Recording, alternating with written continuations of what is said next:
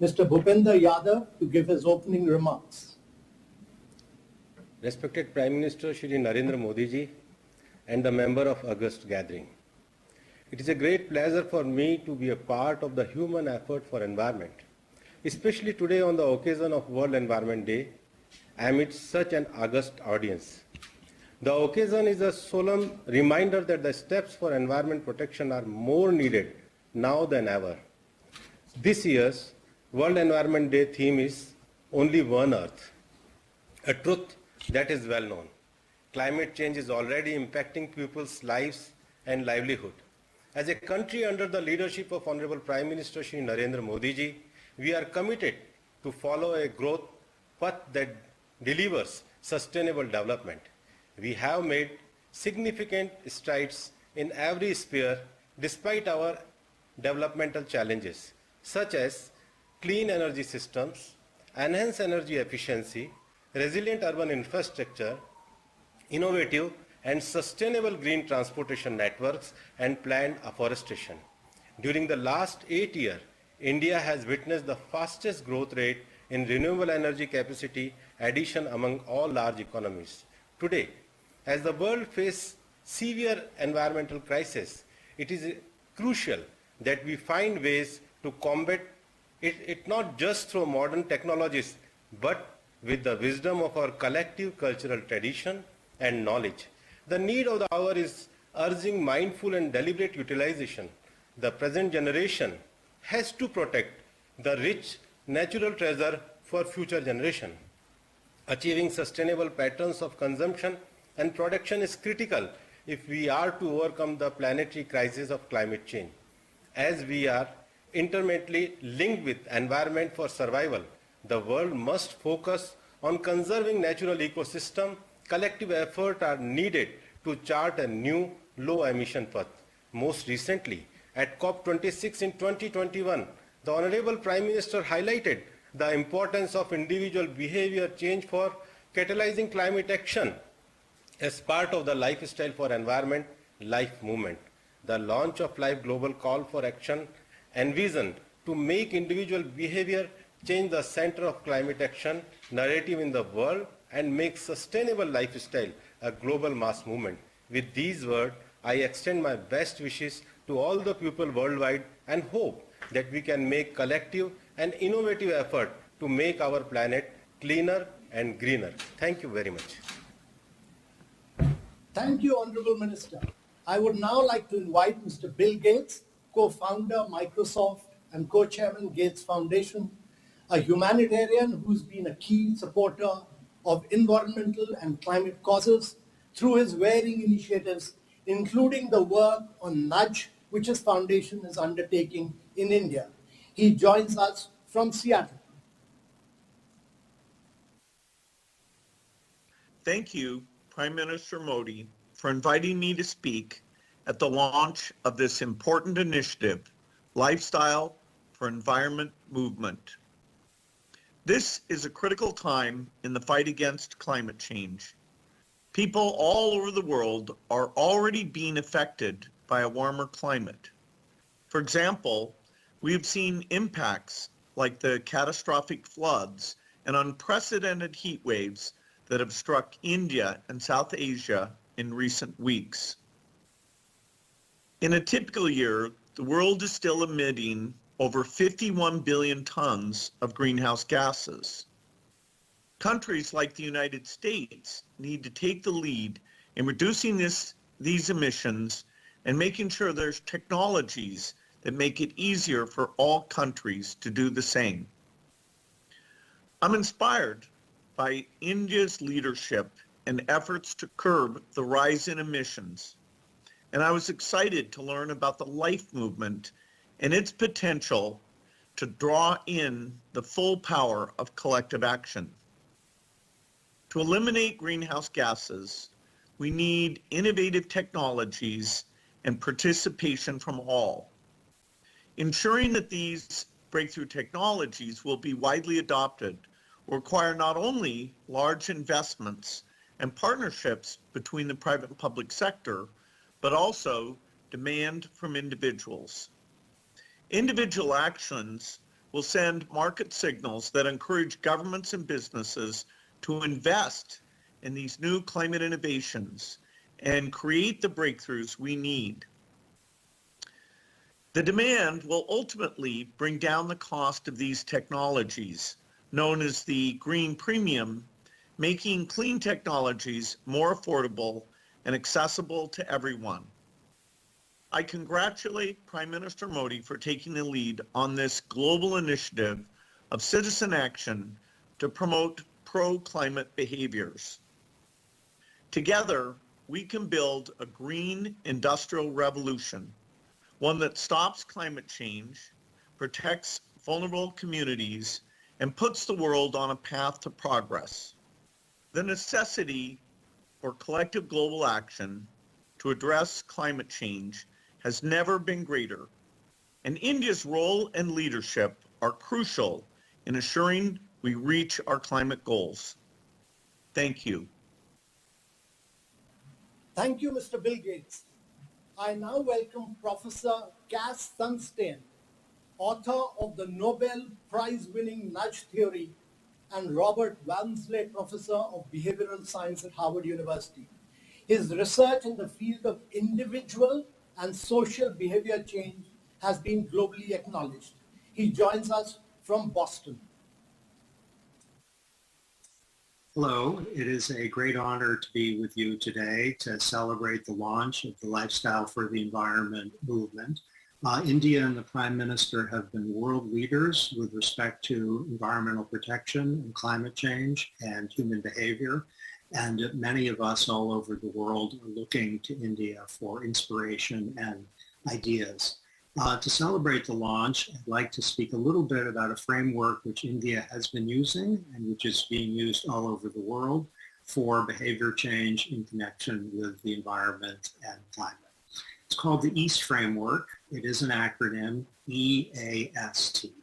The E stands for easy, and the basic idea is if the goal is to help individuals or households or companies to choose an environmentally preferable approach, to make it easy is often the best thing to do.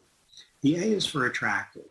If we have spirited colors, if we have fonts and appearances that are attractive to people, then we're more likely to see behavior change. India and other nations have often used attractiveness as a signal to promote environmentally preferable choices. S stands for social. If we know the social norm is in favor of environmentally better behavior, or if we know people are increasingly engaged in environmentally preferable behavior, we will see more of it. It creates a kind of self-fulfilling prophecy. Norms are essential for improving lifestyle. The T in the EAST framework is for timely.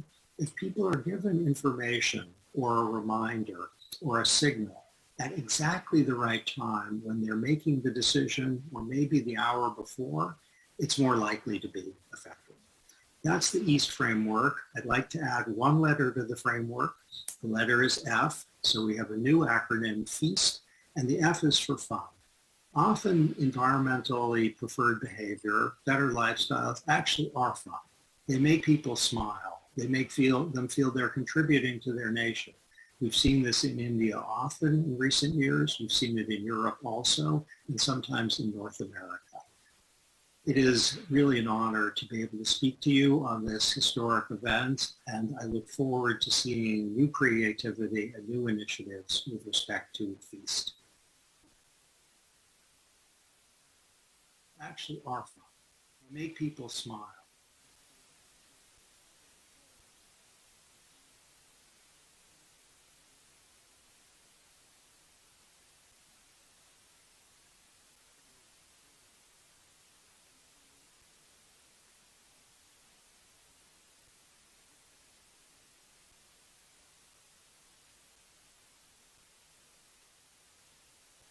Cass Sunstein. The UN agencies are playing a leading role in combating climate change at the global level and are playing a key role in governments and institutions embracing environment-friendly solutions. I now call upon Ms. Inga Anderson, Executive Director of the United Nations Environment Program, to make her statement. She joins us from Stockholm. We are in the midst of a triple planetary crisis: the crisis of climate change, the crisis of biodiversity loss, and the crisis of pollution and waste. This is a crisis created entirely by decades of relentless and unsustainable consumption and production. Our current consumption patterns require 1.7 Earths to fulfill, but we all know this is not possible because we have only one Earth. How we live and consume matters, and matters greatly. I welcome the launch by the Prime Minister of India of the Lifestyle for the Environment, or LIFE movement, on World Environment Day. Because every person and every country needs to lead for the planet. With more than 1 billion people and home to a thriving generation of innovation and entrepreneurship, India is central to global environmental action. I look forward to following your progress as you launch this hugely important movement, because when India leans in, the world watches and follows. We at UNEP look forward to supporting the government of India and its people in pushing forward on the sustainable consumption and production agenda as India assumes the presidency of the G20 in 2023. Because we can all tread lightly on this planet and live in harmony with nature. Because we have only one Earth. Ms. Inga Anderson, I would now like to invite the Administrator of the United Nations Development Programme, Akim Steiner, to deliver his remarks on the occasion of the World Environment Day and the global launch of the LIFE movement. He joins us from New York. Excellencies, ladies and gentlemen, it is a great privilege to join His Excellency the Prime Minister of India, Shri Narendra Modi, and other distinguished guests for the launch of the Lifestyle for Environment Global Call for Ideas and Papers on World Environment Day. It takes place as the world came together at Stockholm Plus 50 to celebrate the world's many environmental accomplishments since the year 1972. In those 50 years, the world has concluded over 500 multilateral environmental agreements.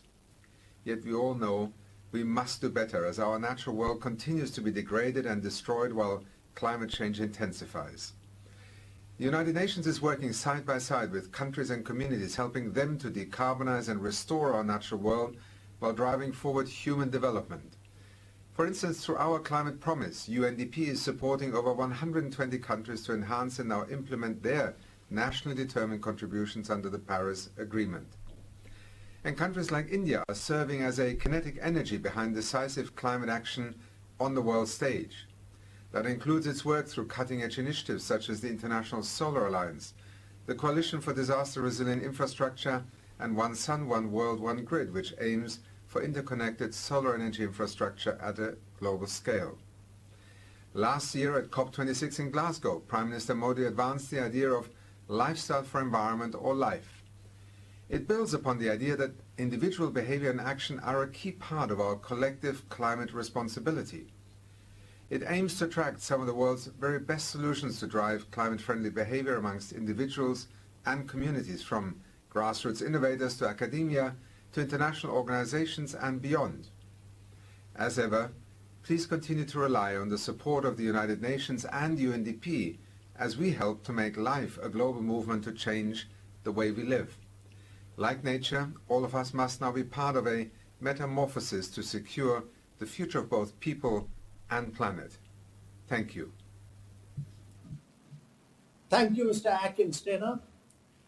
Now let us hear from the institutions which are driving the global discourse on climate change. I would like to invite Mr. Ani Dasgupta, CEO and President of the World Resources Institute, WRI, to deliver his remarks. WRI has helped develop practical solutions to improve people's lives and works to ensure that nature thrives. Mr. Dasgupta joins us from Washington, D.C. What a wonderful, wonderful occasion. It's a privilege to be part of it. I want to congratulate India and Prime Minister Modi for this exciting launch. And thank you for paving the way for a much-needed global movement, a much-needed global conversation. on how we live, how we consume, how we take care of the planet. The science couldn't be clearer. We consume 100 billion tons of raw material every year as a planet today. Only 8.6% of it is circular or turns around. As you heard from Inger, there's not enough planet for us to live the way we live. It's clear circularity, or how we actually consume, how we live, has to be part of the solution. For us to get to from where we are in 2022 to get to 2030 or 2050 goals of the world, every lever of change has to change. That means also very much how we live, how we consume, how we take care of our lives is very important. So I can't overemphasize, Prime Minister, the importance you put to bring people to the movement, our lives to the movement. It doesn't mean consuming less for everyone. Prime Minister very correctly says it means thoughtful utilizations. It actually might mean consuming more for some. There are 800 million people in the world who don't have standard electric connection. It's thoughtful utilization. For 100 years, I think we have connected success or prosperity with consumption. I see this movement, Prime Minister, as reversing that and valuing taking care of the planet as success and prosperity. I can't overemphasize the importance of India launching this movement. India today is about consumes per capita 1/3 of the global average of consumption or emission. So where the world needs to go is towards where India is, not the other way around. And it's not just emission in India. India and his, ancient societies across the world, due to necessity and due to wisdom, have found ways to live with nature, to thrive nature, to take care of nature. That knowledge needs to be part of our collective knowledge now. We have made for a long time difference between what science is, and we have called it traditional knowledge. There is no gap. This needs to be actually connected together as our collective wisdom, how we can learn from history for multiple generations of knowledge. At WRI, I just want to say, we absolutely hear your call. We have set up a behavioral science unit. You've heard about not just now, how behavior science can help climate change. We absolutely work with Amitabh and his team on multiple things, including training the next generation of 5,000 leaders for your call to get where India needs to get to in Glasgow. I just want to say we absolutely need policy. We need finance. We need innovation, as Bill Gates just said. But what we need more than that, as people, all of us, demanding more, demanding faster, cleaner world, faster change. So I just want to congratulate Prime Minister Modi for your call to change all of us from consumers to stewards of the world. This call could not be more noble or more timely than today. And stand by, I think all of us, especially WRI, to support you in every way we can. Thank you. Thank you, Mr. Dasgupta. I would now like to invite Lord Nicholas Stern, who's the chairman of the Grantham Research Institute on Climate Change and the head of India Observatory at the London School of Economics. Lord Stern is the global voice on the economics of climate change. I invite you, Lord Stern, to share your views with us. Thank you, Prime Minister, for the honour of inviting me to be with you on this special day. Your landmark speech in November last year at COP26 in Glasgow set out an inspiring vision for a new path of development for India. It will be the development and growth story of the 21st century, both raising living standards across the whole community and, in your words, saving the future of our future generations. Let us make no mistake, unmanaged or weakly managed climate change would be devastating to the lives and livelihoods of our children and their children. India is actually vulnerable, and India's special position in the world profoundly influences what others do. At the heart of your vision, Prime Minister, is fostering sustainable lifestyles that are in harmony with and enhance the environment, in contrast to the inefficient, dirty and destructive models by the rich countries in the past. The creation of this new path will involve strong investment, innovation and action across the whole economy and society, involving all communities and individuals. We can and must change the way we heat and cool our buildings, how we move around, how we eat, we grow our food, and how we protect and invest in our precious natural capital on which our livelihoods depend. We must act strongly to use and reuse our resources much more efficiently and eliminate waste across the board. Most of this action will happen in households, in private firms and farms. The time for action is now. How can all this come about? Public action can and must enable and incentivize private action. For example, as we encourage more public transport, cycling and walking, we must invest in our towns and cities to make these possible. We must create the investment conditions and local infrastructure that can facilitate household and enterprise investment in solar energy or in precise and sustainable agriculture. I've had the privilege of working on and in India for nearly 50 years, and I've seen firsthand the extraordinary creativity of the people of India, from small village to big city. They can surely realize this vision for a new lifestyle and stronger, sustainable and resilient development. The transition will require substantial investment from agricultural holdings to city metro lines, and the transition must be just to make the great opportunities available to all and to protect the vulnerable. All this requires finance, public and private, internal and external. Our own analyses at the London School of Economics on the necessary external finances for developing countries, majority private finance, are in broad agreement with the 1 trillion per annum you identified in your Glasgow speech. All friends of India must stand ready to support this vital new initiative. Thank you, Prime Minister, for your outstanding leadership. Thank you, Lord Nicholas Stern. If individuals can make an impact, so can nations. For nations to make impact at a large scale, financing environment-friendly infrastructure projects is of essence, and World Bank is leading from the front. I would now like to invite World Bank President, Mr. David Malpass, to deliver his address. Mr. David Malpass is a distinguished global economist and joins us from New York. Thank you very much. Honorable Prime Minister Modi, distinguished guests, ladies and gentlemen, on the occasion of the World's Environment Day and in honor of Prime Minister Modi's focus on lifestyle for the environment and his call for papers, I'm guided to the ancient texts of India and enlightened by their great respect for the natural world and the environment. The words of the Rig Veda, the Yajurveda, and the Charak Samhita speak of trees moving pollution, of not disturbing the sky, and of the importance of forests to the strength of the state. The Bhagavad Gita also clear when it says, the environment is not ours to take or leave, it is ours to make.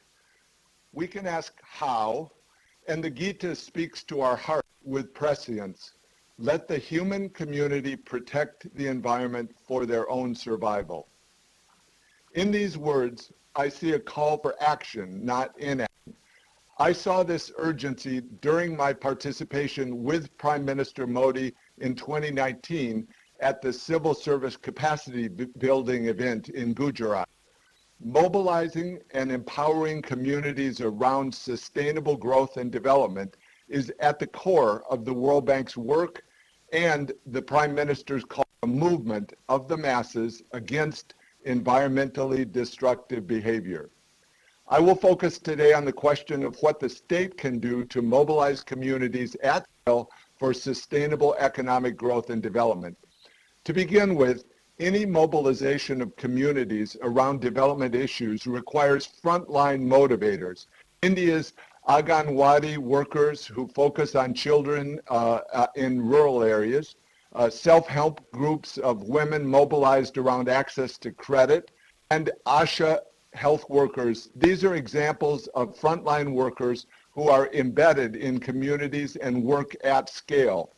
The Poshan program of India owes its success to the frontline workers fighting malnutrition affecting children, adolescent girls, and expectant mothers. Localizing decisions to the community level has been an important part of India's development philosophy.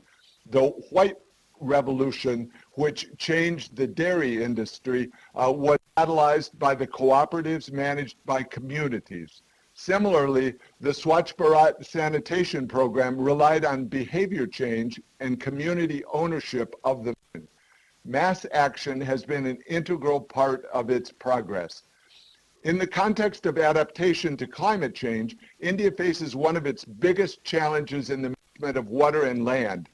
India is one of the most water-stressed countries in the world, with demand projected to nearly double by 2050. Faced with decades of over-exploitation of groundwater, India's Atal Bhujal Yojana is incentivizing communities to collectively take responsibility for groundwater management. Success will require behavior changes in agricultural practices, water conservation, and land preservation. To address the problem of the commons, it offers local decision-making where local administrations and communities jointly take responsibility for better water management, and with the goal of doubling farmers' incomes, improving water use efficiency on a mass scale, and improving cropping patterns. Frontline motivators embedded in communities will be needed to help bring about the many necessary changes in behavior and incentives. Getting prices right remains a vital prerequisite for changing behaviors of communities and strengthening the economy. Farmers will have little incentive to preserve groundwater in states where free electricity makes the cost of pumping groundwater close to zero. Other key building blocks for sustainable development will be more correct pricing of diesel fuel, fertilizer, coal, improving fuel efficiency, and shifting transport from road to rail and waterways. Getting institutions right is also a vital prerequisite. Distorted prices cause weak institutions of service delivery and vice versa. Free electricity contributes to financially weak electricity distribution companies, the DISCOMs. Their weakness leads to greater dependence on state subsidies, inviting weaker governance and management. Weak DISCOMs, in turn, can become the Achilles heel of the government's plan to expand renewable energy. An ineffective DISCOM system can't implement the ambitious vision of 500 gigawatts of renewable energy and profitable electric vehicle and battery factories. Alongside community motivators, mobilizing communities around development and climate-related issues will require more effective local governments and local administration. The 15th Finance Commission has, for example, provided fiscal incentives for cities to fight air pollution. But this program assumes the presence of effective urban local governments, or at the very least, urban local administration. To help support change, India has an improved system of cash and non-cash transfers that forms the foundation of a strong social protection system using a unique ID mechanism.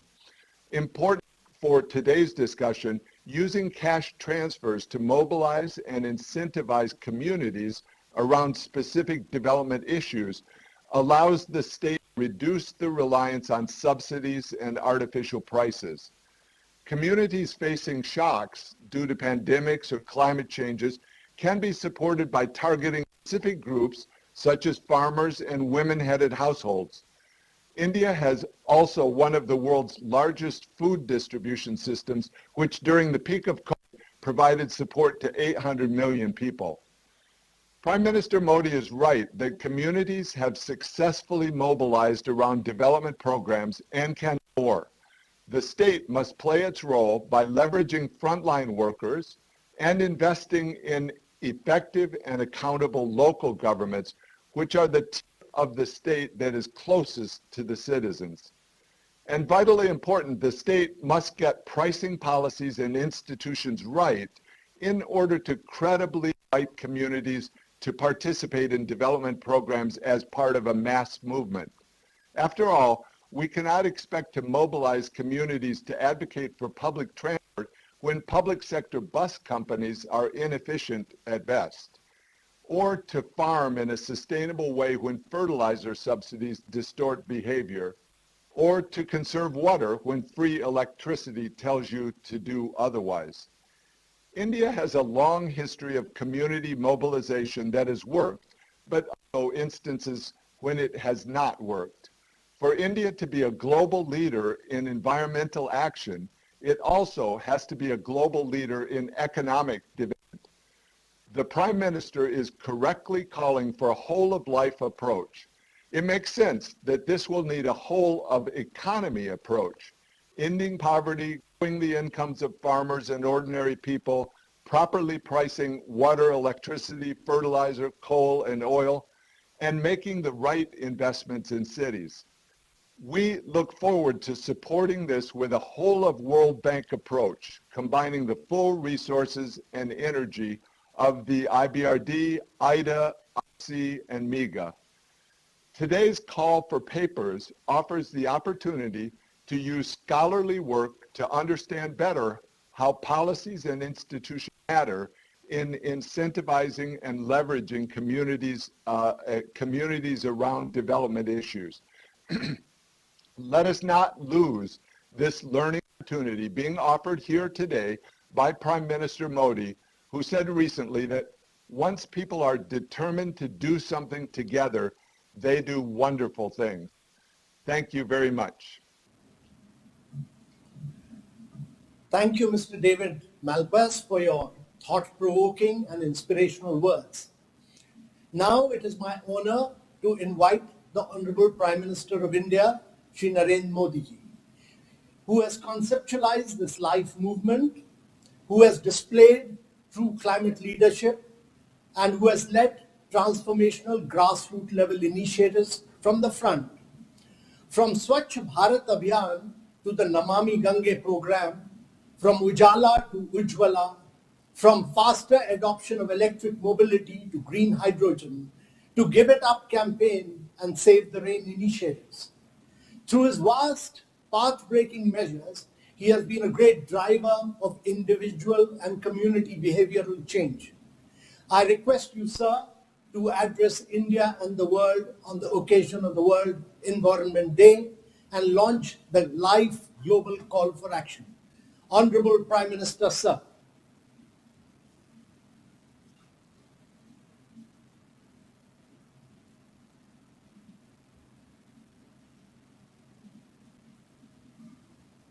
Namaskar.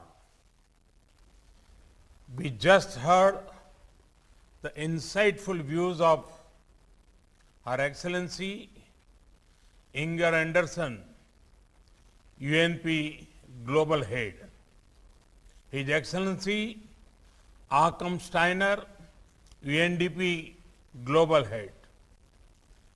My friend Mr. David Malpass, President of the World Bank, Lord Nicholas Stern,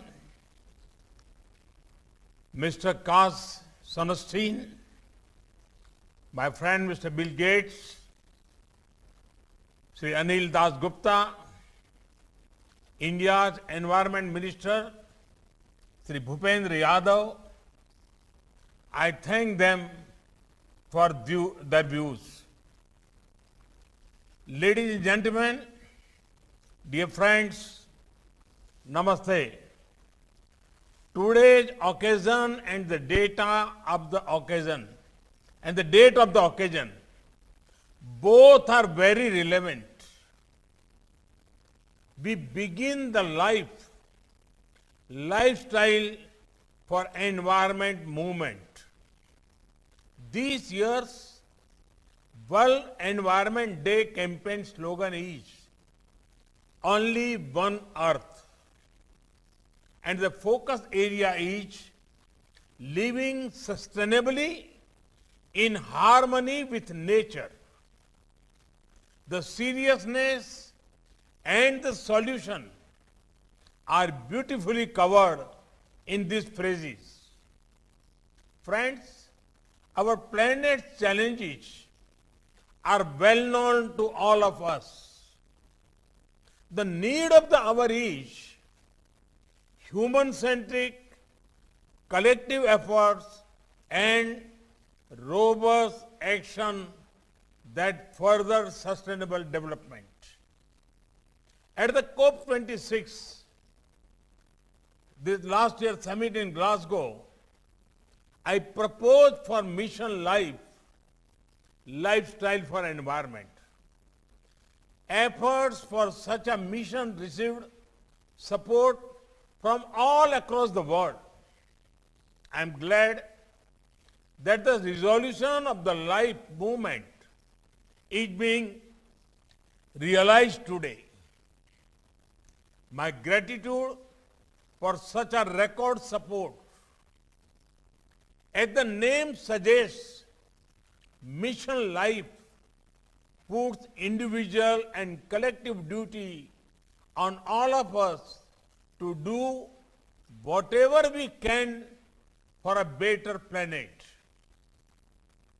The vision of life is to live a lifestyle that is in tune with our planet and does not harm it. And those who live such a lifestyle are called pro-planet people.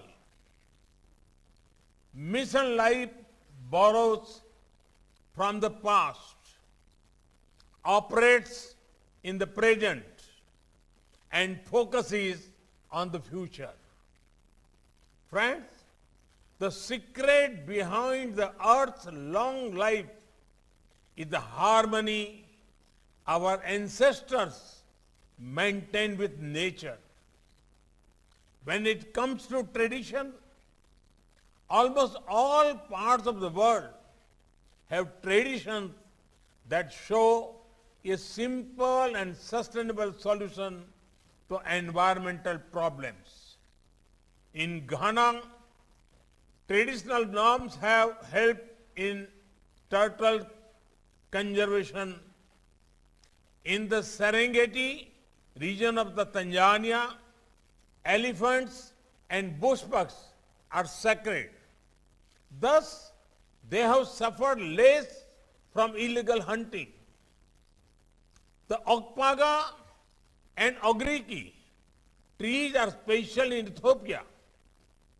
In Japan, there is furoshiki, which could be a sustainable alternative to plastic. Sweden's Lagom philosophy encourages a balanced life. We in India have equated nature with divinity. Our gods and goddesses have plants and animals associated with them. I have given just a few examples. There are many more such practices. Reduce, reuse, and recycle are the concepts woven in our life. Circular economy has been integral part of our culture and lifestyle. Friend, thanks to our 1.3 billion Indians, we have been able to do many good things for the environment in our country. Our forest cover is increasing, and so is the population of lions, tigers, leopards, elephants, and rhinos. Our commitment to reach 40% of installed electricity capacity from non-fossil fuel-based sources has been achieved 9 years ahead of schedule. About 370 million LED bulbs have been distributed in the last few years. This has contributed to energy saving of about 50 billion units of electricity per year. It has also ensured a reduction of almost 40 million tons of carbon dioxide per year. We have achieved 10% ethanol blending in petrol 5 months ahead of the November 22 target. This is a major accomplishment given the blending was hardly 1.5 in 2013-14 and 5% in 2019-20. This has enhanced India's energy security, reduced crude oil import for more than $5.5 billion. It has also reduced carbon dioxide emissions by 2.7 million tons, and it has increased income of farmers by almost $5.5 billion.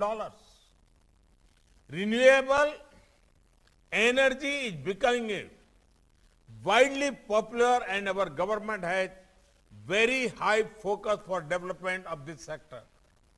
Friends, the way ahead is all about innovation and openness. At every level, let us encourage innovators focusing on the sustainable development. Technology can be a great supporter to achieve this. When tradition and technology meet, the vision of life will be taken further. I especially urge those in the academic world, researchers, and our dynamic startups to think about this. Their youthful energy is exactly what the world needs at this crucial time. We should also be open to sharing our best practices with others and learning from the successful practices of others. Mahatma Gandhi talked about a zero carbon lifestyle. In our daily life choices, let us pick the most sustainable options. Let us follow the principle of reuse, reduce, and recycle. Our planet is one, but our efforts have to be many. One earth, many efforts. Friends, India stands ready to support any effort for a better environment and to further global wellness. Our track record speaks for itself. We are proud to have taken the lead in making yoga more popular. Initiatives like the International Solar Alliance, the focus on one sun, one world, one grid, the Coalition for Disaster Resilient Infrastructure are making major contributions. We are glad that the world is supporting these efforts. I am sure that the life movement will further unite us and ensure a secure further for the coming generations. I once again invite the world to be a part of this journey. Together, let us make our planet better. Let us act together. It is time for action. Action for life. Action for lifestyle, for environment. Thank you. Thank you very much.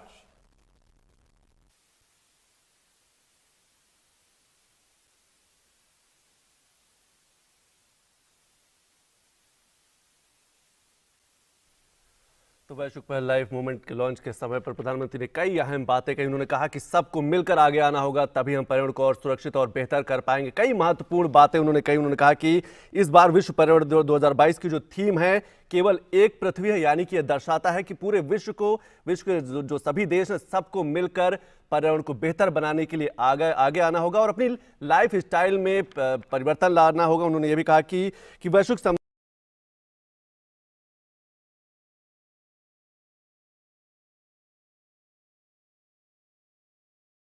Narendra Modi Pragati Maidan और उस कार्यक्रम स्थल पर पहुंच चुके हैं और अब से कुछ ही क्षणों के बाद वो इस कार्यक्रम को संबोधित भी करेंगे। आज पूरी देश की निगाहें और दुनिया की निगाहें इस बात पर टिकी होंगी कि प्रधानमंत्री नरेंद्र मोदी ड्रोन के जरिए और भारत की नीति क्या कुछ रही है, आने वाले दिनों में ड्रोन को लेकर क्या कुछ पॉलिसीज होंगी। इससे न सिर्फ भारत को, भारत की पूरे इकोसिस्टम को, बल्कि वैश्विक मंच पर भी पूरे विश्व को भी क्या कुछ फायदा होगा, इस पर सबकी निगाहें बनी हुई कि प्रधानमंत्री इस कार्यक्रम के जरिए क्या कुछ बातें कहते हैं, क्या कुछ संदेश देने की कोशिश करते हैं। ये सीधी तस्वीरें हम आपको दिखा रहे हैं नई दिल्ली स्थित प्रगति मैदान से।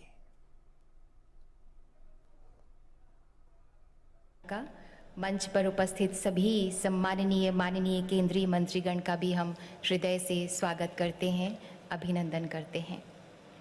भारत ड्रोन महोत्सव भारतवासियों की प्रतिभा और दक्षता पर नेतृत्व की जबरदस्त आस्था का अद्भुत पर्व है। भारत आज पुरानी जंजीरें तोड़कर बेहिचक एक नए आत्मविश्वास के साथ आत्मनिर्भरता और प्रगति की ऊंची उड़ान लगा रहा है। चुनौतियों से दो हाथ करना, नई नई टेक्नोलॉजीज को जीवन में उतारना कोई भारत से सीखे। कहीं ईज ऑफ लिविंग में देवदूत बन जाते हैं ड्रोन्स, तो कभी हमारी चौकन्नी आंखें बन जाते हैं ड्रोन्स। हमारी शक्ति, हमारी क्षमता रक्षा के लिए भी है और मानवता के लिए भी ड्रोन की उड़ान इसी बात का ऐलान है। अब हम निवेदन करते हैं honourable minister of civil aviation Shri Jyotiraditya Scindia ji से कि कृपया स्वागत संबोधन दें।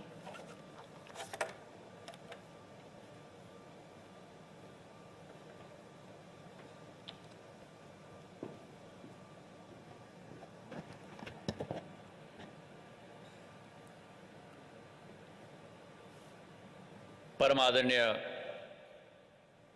प्रधानमंत्री जी श्री नरेंद्र मोदी जी, मंच पर आसीन